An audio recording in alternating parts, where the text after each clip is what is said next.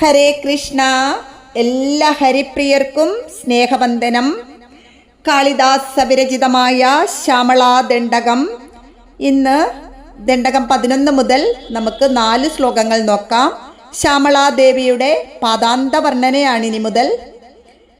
ശ്യാമവർണ്ണമായതുകൊണ്ട് ശ്യാമളാദേവി എന്നും, മദംഗ മഹർഷിയുടെ മകളായതുകൊണ്ട് മാതംഗീ ദേവി എന്നും, ആ സാനുമത് പുത്രി ആയതുകൊണ്ട് പാർവതീദേവി എന്നും, അങ്ങനെ അങ്ങനെ അങ്ങനെ എന്തെല്ലാം പേരിലാണ് ആ ദേവി അറിയപ്പെടുന്നത്. ആ ദേവിയെ വർണ്ണിക്കാൻ ആരാലും സാധ്യമല്ല. പ്രത്യേകിച്ച് കാളിദാസന്റെ ഈ ഒരു കൃതി ആരും തന്നെ അതിനു പൂർണ്ണ വ്യാഖ്യാനം കൊടുത്തിട്ടില്ല എന്നാണ് പറയുന്നത്. കൊടുക്കാൻ സാധിക്കുകയില്ല. അത്രയ്ക്കും ദേവിയെ വർണ്ണിക്കാൻ ആരാലും സാധ്യമല്ല. ഹരേ കൃഷ്ണ. ദണ്ഡകം 11. ഹേമകുംഭോപമൊത്തുംഗവക്ഷോജഭാരാവനമ്രേ ത്രിലോകാവനമ്രേ ലസത്പൃഥഗംഭീരനാഭീസരസ്ഥിര ശൈവാലശങ്കാകരശ്യാമരോമാവലീഭൂഷണേ മഞ്ജുസംഭാഷിണേ. ഹേമകുംഭോപമൊത്തുംഗവക്ഷോജഭാരാവനമ്രേ ത്രിലോകാവനമ്രേ ലസത്വൃദ്ധഗംഭീരനാഭീസരസ്ഥിര ശൈവാലശങ്കാകരശ്യാമരോമാവലീഭൂഷണേ മഞ്ജുസംഭാഷിണേ.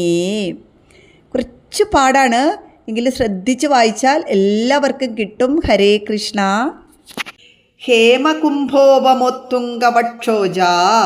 ഹേമകുംഭോമ സ്വർണപാത്രം പോലെയുള്ള, ഉത്തംഗം ഉയർന്ന, വക്ഷോജഭാര സ്തനങ്ങളുടെ ഭാരത്താൽ, ഉയർന്ന സ്തനങ്ങളുടെ ഭാരത്താൽ, കുനിഞ്ഞവളെ അവനമ്ര കുനിഞ്ഞവളെ. ആ ദേവിയുടെ സ്തനങ്ങൾ നമുക്ക് ഈ ലോകമായ ഈ സർവചരാചരങ്ങൾക്കും ആ സർവഭൂതങ്ങൾക്കും എല്ലാത്തിനും അമ്മയുടെ സ്തനങ്ങളിൽ നിന്നിങ്ങനെ അമൃത് ചൊരിഞ്ഞുകൊണ്ടേയിരിക്കുകയാണ്. അതുകൊണ്ട് തന്നെ ആ വലിപ്പം കാരണം ദേവി മുന്നോട്ടൊന്ന് കുനിഞ്ഞുപോയി അത്രേ. ത്രിലോകാവനമ്രേ 3 ലോകങ്ങളും തലകുനിച്ച് വന്നിക്കുന്നവളെ, ലസത് വൃദ്ധ ഗംഭീര നാഭി വൃത്താകാരമുള്ളതും ഗംഭീരവുമായ നാഭിയുള്ളവൾ, നാഭി സരസ്തീര ശൈവാല നാഭിയാകുന്ന തടാകത്തിന്റെ തീരത്തുള്ള പായൽ, ശങ്കാകര ശംഖയുളവാക്കുന്ന, ശ്യാമരോമാവലി കറുത്ത രോമക്കൂട്ടം, ഭൂഷണേ അലങ്കാരത്തോടു കൂടിയവളെ, മഞ്ജു സംഭാഷണേ മധുരമായി സംസാരിക്കുന്നവളെ. ആ അമ്മയുടെ ആ മധുരനാദം, ആ വീണാനാദം കേട്ട് ആ കാളിദാസൻ മതിമറന്നുപോയി. അതുകൊണ്ട് തന്നെ ഞാൻ മുമ്പേ പറഞ്ഞു, ഈ ഒരു കൃതിയെ ആർക്കും പൂർണ്ണമായി വ്യാഖ്യാനിക്കാൻ കഴിയില്ലത്രേ. ഹരേ കൃഷ്ണ. നമുക്ക് ഈ ഒരു ചെറിയ ഭാഗ്യം തന്ന അമ്മയുടെ പാദങ്ങളിൽ കോടി കോടി കോടി പ്രണാമം ആ അമ്മയുടെ പാദങ്ങളിൽ സമർപ്പിക്കുകയാണിത്. എന്തെങ്കിലും തെറ്റുകൾ വന്നിട്ടുണ്ടെങ്കിൽ ക്ഷമിക്കണേ എന്ന് പറഞ്ഞുകൊണ്ട് ഹരേ കൃഷ്ണ. ഓം ശ്രീ മഹാദേവ്യൈ നമഃ. ഇതിൻ്റെ കൂട്ടർത്ഥം ഇങ്ങനെയാണ്: പൊൻകുടങ്ങൾ പോലെ ഉയർന്നിരിക്കുന്ന സ്തനങ്ങളുടെ കനം കൊണ്ടും, ഞാൻ മുമ്പേ പറഞ്ഞു സ്തനം കൊണ്ടിങ്ങനെ കുനിഞ്ഞു പോയി അത്രേ. നമുക്കെല്ലാം അമൃത് തന്നുകൊണ്ടേയിരിക്കുകയാണ്. ആ ഭക്തന്മാർക്കെല്ലാം എപ്പോഴും വരങ്ങൾ തന്നുകൊണ്ടേയിരിക്കുകയാണ്. ഹരേ കൃഷ്ണ. സ്തനങ്ങൾ കൊണ്ട് കുനിഞ്ഞവളും 3 ലോകങ്ങളും നമസ്കരിക്കുന്നവളും, വൃത്താകൃതിയോടുകൂടി ശോഭിക്കുന്ന ആഴമുള്ള നാഭീസരസിന്റെ തീരത്തുള്ള കരിമ്പായലോ എന്ന ശങ്കയുളവാക്കിക്കൊണ്ടിരിക്കുന്ന കറുത്ത രോമാവലിയോട് കൂടിയവളും, മധുരമായി സംഭാഷണം ചെയ്യുന്നവളുമായ ദേവി അവിടുന്ന് ജയിച്ചാലും. ഹരേ കൃഷ്ണ. വീണ്ടും വീണ്ടും അമ്മയെ ഇങ്ങനെ പുകഴ്ത്തിക്കൊണ്ടേയിരിക്കുകയാണ്. അമ്മേ എനിക്കിത് തരണേ. അമ്മയ്ക്ക് കാളിദാസന് വിദ്യ കൊടുത്തു കഴിഞ്ഞു, ഇനിയിപ്പോൾ ഒന്നും വേണ്ടല്ലോ. നമുക്ക് ഏറ്റവും വേണ്ടത് അറിവാണ് അല്ലേ, വിദ്യയാണ്. അതുകൊണ്ട് ആ വിദ്യ കിട്ടിയോണ്ട് കാളിദാസൻ ഇങ്ങനെ അമ്മയോട് അമ്മ വിജയിക്കട്ടെ. നമ്മളൊക്കെയാണ് എന്ത് പറയും? അമ്മേ എനിക്കിത് തരണേ, അമ്മേ എൻ്റെ കുഞ്ഞിന് അത് കൊടുക്കണേ, ജോലി കിട്ടണേ, അങ്ങനെ ചെയ്യണേ, അങ്ങനെ പറഞ്ഞുകൊണ്ടേ നമ്മളിരിക്കല്ലേ. പക്ഷേ കാളിദാസൻ ആ അമ്മയെ കണ്ടപ്പോൾ 14 ലോകത്തിനും നാഥയായ അമ്മ വിജയിക്കട്ടെ എന്നിങ്ങനെ പറയുകയാണ്. ഹരേ കൃഷ്ണ. ദണ്ഡകം 12. ചാരുഷിഞ്ചത്കടി സൂത്ര നിർഭസിദാനങ്കലീലാധനുഷിഞ്ചിനീഡംബരേ ദിവ്യരത്നാംബരേ പത്മരാഘോലസന്മേഖലാമൗക്തിക ശ്രോണിശോഭാജിത സ്വർണഭ്രൂഭൃത്തലേ ചന്ദ്രികാശീതളേ. ചാരുഷിഞ്ചത്കടി സൂത്ര നിർഭസിദാനങ്കലീലാധനുഷിഞ്ചിനീഡംബരേ ദിവ്യരത്നാംബരേ പത്മരാഘോലസന്മേഖലാമൗക്തിക ശ്രോണിശോഭാജിത സ്വർണഭ്രൂഭൃത്തലേ ചന്ദ്രികാശീതളേ. ചാരുഷിഞ്ചത് കിലുങ്ങുന്ന കടീസൂത്രം. ചാരുഷിഞ്ചത് കടീസൂത്രം. കടീസൂത്രം എന്ന് പറഞ്ഞാൽ ദേവിയുടെ അരിഞ്ഞാണം. നിർഭസിതം നിന്ദിക്കപ്പെട്ട. അനങ്കൻ അതായത് ശരീരമില്ലാത്തവൻ, അതാണ് കാമദേവൻ. അനങ്ക ലീലാധനുസ് കാമദേവന്റെ കളിവില്ല്. ചിഞ്ചിനീഡംബരേ ഞാണലിയുടെ കോശത്തോടു കൂടിയവളെ. ദിവ്യരത്നാംബരേ കസവ് വസ്ത്രം ധരിച്ചവളെ. പത്മരാഗം. പത്മരാഗം എന്ന് പറഞ്ഞാൽ ഒരുതരം രത്നമാണ്. ദേവിയുടെ മാലകളെല്ലാം തന്നെ പത്മരാഗക്കല്ലുകൾ കൊണ്ടുള്ളത്. എല്ലാ രത്നങ്ങൾ കൊണ്ടുള്ളതുണ്ട്. നവരത്നങ്ങൾ കൊണ്ടും അലങ്കരിച്ച ആ ശരീരമാണ്. അല്ലെങ്കിൽ മുക്കുത്തിയും കമ്മലും എല്ലാം എന്താ പറയുക, തിളങ്ങി. നമ്മൾ ഇന്നലെ കണ്ടിരുന്നു ദേവിയുടെ കർണാഭരണങ്ങളെ കുറിച്ചൊക്കെ പറഞ്ഞത്. ഹരേ കൃഷ്ണ. ഉല്ലസന്മേഖല അരഞ്ഞാൺ കൊണ്ട് ശോഭിക്കുന്ന. മൗക്തികം മുത്ത്. ശ്രോണി എന്ന് പറഞ്ഞാൽ അരക്കെട്ട്. ശോഭാജിത ശോഭയാൽ ജയിക്കപ്പെട്ട. സ്വർണഭ്രൂഭൃത്തലേ മഹാമേരു പർവ്വതത്തിന്റെ തലത്തോടു കൂടിയവളെ. ചന്ദ്രികാശീതളേ ചന്ദ്രിക പോലെ കുളിർമയുള്ളവളെ. ഹരേ കൃഷ്ണ. കമനീയമായി കിലുങ്ങുന്ന അരഞ്ഞാൺ കൊണ്ട് കാമദേവന്റെ കളിവില്ലിൽ നിന്നും ഞാണൊലിയുടെ കോശത്തെ പരിഹസിക്കുന്നവളും ദിവ്യമായ കസവ് വസ്ത്രം ധരിച്ചവളും പത്മരാഗരത്നത്താൽ പരിലസിക്കുന്ന അരഞ്ഞാൺ കൊണ്ട് വിശേഷകാന്തിയോട് കൂടിയ അരക്കെട്ടിന്റെ ശോഭയാൽ മഹാമേരു പർവ്വതത്തിന്റെ താഴ്വര പ്രദേശത്തെ ജയിച്ചവളും. ചന്ദ്രിക പോലെ ശീതളമായിരിക്കുന്ന ദേവി, അങ്ങ് വിജയിച്ചാലും നിന്തിരുപടി നീ വിജയിച്ചാലും അമ്മേ അങ്ങേക്ക് കോടി കോടി പ്രണാമം. ഹരേ കൃഷ്ണ. ദണ്ഡകം 13. വികസിത നവകിംശുകാതാമ്ര ദിവ്യാംശുകച്ഛന്ന ചാരൂരു ശോഭാ പരാഭൂത സിന്ധൂര ശോണായ മാനേന്ദ്ര മാതംഗഹസ്താർഗളേ വൈഭവാനർഗളേ ശ്യാമളേ. കോമളസിക്ത നീലോൽപലോൽപാദിതാനങ്ക തൂണീര ശങ്കാകരോദാര ജങ്കാലതേ ചാരുലീലാഗതേ.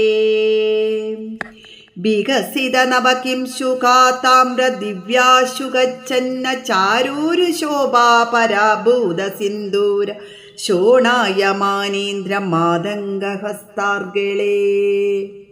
അവിടെ വരെയാണ് ഒരു വരി. ഹരേ കൃഷ്ണ.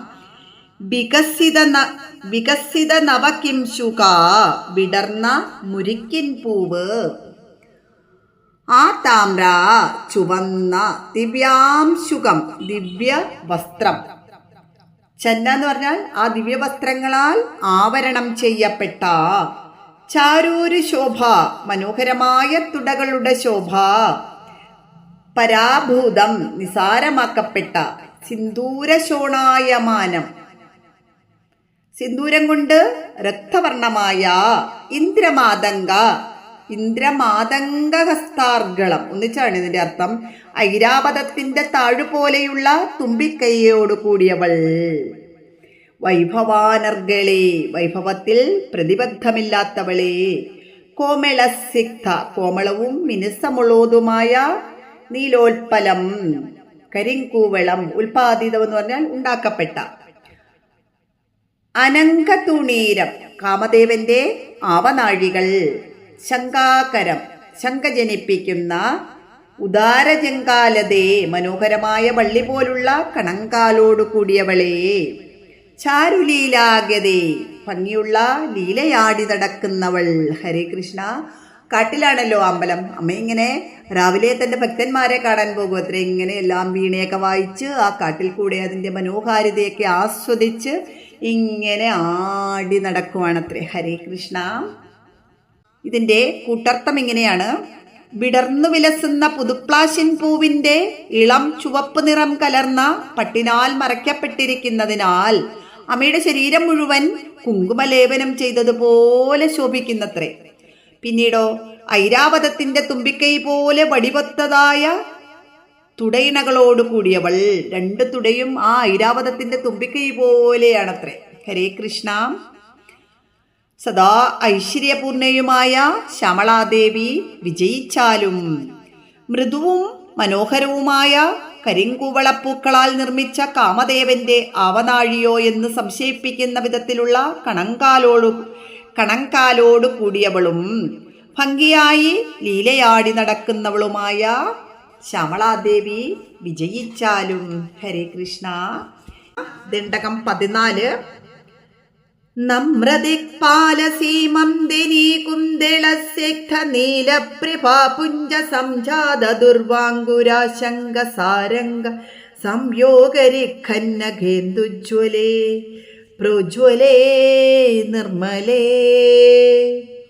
പ്രഹ്വദേവേശ ലക്ഷ്മീശ ഭൂദേശ തോയേശ വാണീശ കീനാശ ദൈത്യേശ യക്ഷേശ വായഗ്നികോടീരമാണിക്യ സങ്കൃഷ്ട ബാലത്തബോധാമ ലക്ഷാരസാരുണ്യ താരുണ്യ ലക്ഷ്മീ ഗൃഹീതാഗ്രി പത്മേ സുപത്മേ ഉമേ നമ്രദിക്പാലസീമന്ദിനീ കുന്ദളസ്യഗ്ധ നീലപ്രഭാപുഞ്ച സംജാത ദുർവാങ്കുരാശങ്ക സാരംഗ സംയോഗരിഖന്നഗേന്ദുജ്വലേ പ്രോജ്വലേ നിർമ്മലേ നമ്രദിക്പാലസീമന്ദിനീ. നമ്ര എന്ന് പറഞ്ഞാൽ നമസ്കരിക്കുന്ന. ദിക്പാലസീമന്ദിനി, ദിക്പാല സുന്ദരികൾ. കുന്തളം എന്ന് പറഞ്ഞാൽ മുടി. സിഗ്ധ നീലപ്രഭാപുഞ്ചം, നീലിച്ച് മിനുമിനുത്ത രശ്മിക്കൂട്ടം. സംജാതം, ആ മിനുമിനുത്ത രശ്മിക്കൂട്ടം ഉണ്ടായി എന്നാണ്. സംജാതം എന്ന് പറഞ്ഞാൽ ഉണ്ടായിത്തീരുക. ദുർവാങ്കുരാശങ്ക, കറുകപ്പുല്ലെന്ന് സംശയിക്കുന്ന. സാരംഗ സംയോഗരീം, മാനുകളോട് ചേർന്ന്. റിംഗൻ എന്ന് പറഞ്ഞാൽ തിളങ്ങുന്ന എന്നാണ് ഇവിടെ അർത്ഥം. ഇത് ഒന്നിച്ച് വായിക്കുമ്പോൾ സംയോഗരിഖന്നഗേന്ദുജ്വലേ, അങ്ങനെ ഒറ്റ വാക്കായിട്ട് പറയുമ്പോഴാണ് തിളങ്ങുന്ന. റിംഗൻ. നഗേന്ദുജ്വലേ, നഖചന്ദ്രന്മാരെ കൊണ്ട് ഉജ്ജ്വലിക്കുന്നവളെ. പ്രോജ്വലേ, പ്രകർഷേണ ശോഭിക്കുന്നവളെ. നിർമ്മലേ, പരിശുദ്ധയായവളെ. പ്രഹ്വ, വണങ്ങുന്ന. ദേവേശൻ. പ്രഹ്വദേവേശ ലക്ഷ്മീശ ഭൂദേശ തോയേശ വാണീശ കീനാശ ദൈത്യേശ യക്ഷേശ വായഗ്നികോടീര. എന്നുവെച്ചാല് ദേവന്മാര് വിഷ്ണു, ശിവൻ, വരുണൻ, ബ്രഹ്മാവ്, യമൻ, നൃരതി, കുബേരൻ, വായു, അഗ്നി എല്ലാവരും വണങ്ങുന്ന എന്നാണ് ഇതിൻ്റെ അർത്ഥം.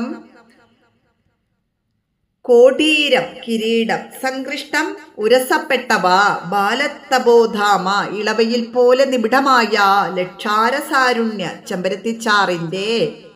താരുണ്യലക്ഷ്മി, യൗവനശോഭയാൽ. ഗ്രഹീതാം, പിടിക്കപ്പെട്ട. അംഗ്രിപത്മേ, പദാരവിന്ദം, പാദാരവിന്ദം. സുപത്മേ, ശോഭനമായ താമരപ്പൂവോട് കൂടിയവളെ. ഉമേ, പാർവതി. ഇവിടെ പാർവതി ദേവിയാണ് വർണ്ണിക്കുന്നത്. അതുകൊണ്ട് തന്നെ ആ വാക്കുകൾ ഇങ്ങനെ നീണ്ടുപോയിട്ട് നമുക്ക് ശ്വാസം മുട്ടിപ്പോവുകയാണല്ലേ. ഹരേ കൃഷ്ണ. ഇതിൻ്റെ കൂട്ടർത്ഥം ഇങ്ങനെയാണ്: അവിടുത്തെ കാലടികളിൽ വണങ്ങുന്ന ദിക്പാല കുടുംബിനികളുടെ നീലിച്ചു മിനുമിനുത്ത കാർക്കൂന്തലിൽ നിന്നുതിരുന്ന പ്രകാശരശ്മികൾ കണ്ട് കറുകനാമ്പെന്ന് ധരിച്ച് ഭക്ഷിക്കാനൊരുങ്ങി ഇടറി വീഴുന്ന പുള്ളിമാനുകളെ വഹിക്കുന്ന തിളക്കമാർന്ന നഖചന്ദ്രന്മാരാൽ ഉജ്ജ്വല പ്രകാശമാർന്നവളും പ്രകാശരൂപിണിയുമായ ശ്യാമളാദേവി വിജയിച്ചാലും. നമ്മുടെ 33 കോടി ദേവന്മാരും ദേവിയെ ഇങ്ങനെ കുമ്പിട്ട് വണങ്ങി നിൽക്കുകയാണത്രേ.